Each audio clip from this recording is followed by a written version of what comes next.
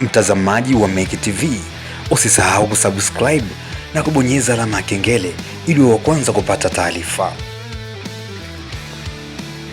Maxi Mpia Zengeli, sura ya upole, roho ya kikatili. Ni mara chache utasikia kuhusu mitaa ya Mushie nchini DRC Congo imetoa wachezaji wakubwa na wakutisha. Wao wako bize na shughuli zao za kilimo na uvuvi, ila katikati yao akazaliwa mtoto miaka ya 2000 mwanzoni mwa kizazi cha Gen Z. Jina lake akapewa Maxi Mpia Zengeli, mtoto aliyekulia hekaluni kama mbeba chetezo kwa padri kabla ya kuhamia kwenye soka. Imezoeleka wachezaji desturi yao ni kutumia misumari ili washaini. Kwa Zengeli imekuwa tofauti, kwani yeye anaamini soka ni kipaji kilichoshushwa na Mungu. Asante Manyema FC kwa kumtambulisha Maxi kwenye jamii ya soka. Miaka ya 2019 ndipo Engineer Hersi Saidi aliamua kusafiri kilomita nyingi mpaka DRC Congo kwenda kumleta Maxi Zengeli ndani ya viunga vya Jangwani.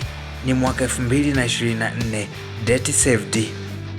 Mabibi na mabwana, Maxi Mpia Zengeli ndio huyu.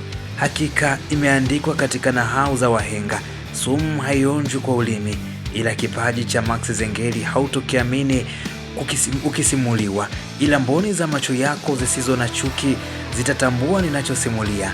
Ndiye huyu aliyeitwa Mbappe wa Kindu. Miguu yote miwili anaitumia kutoa huduma ya vitamini football ndani ya miili ya mashabiki wa soka.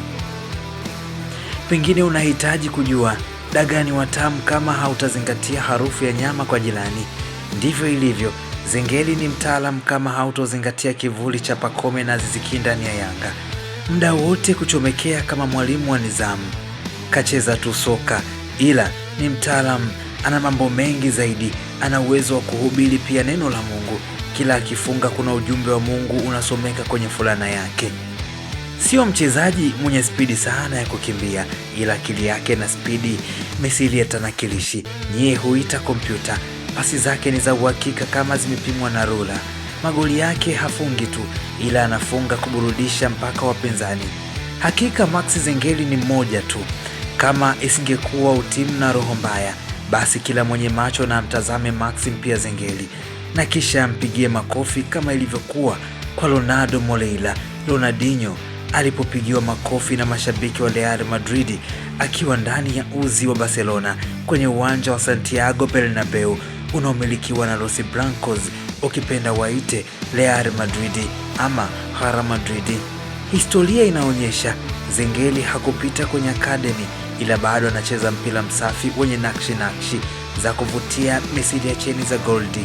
Hakika nisipomtaja Maxi Zengeli leo na ubora wake, basi mawe yatainuka na kumtaja Maxi Zengeli, mwenye ubora ambao watu wengi hawapendi kuusimulia, hawapendi kuzungumzia.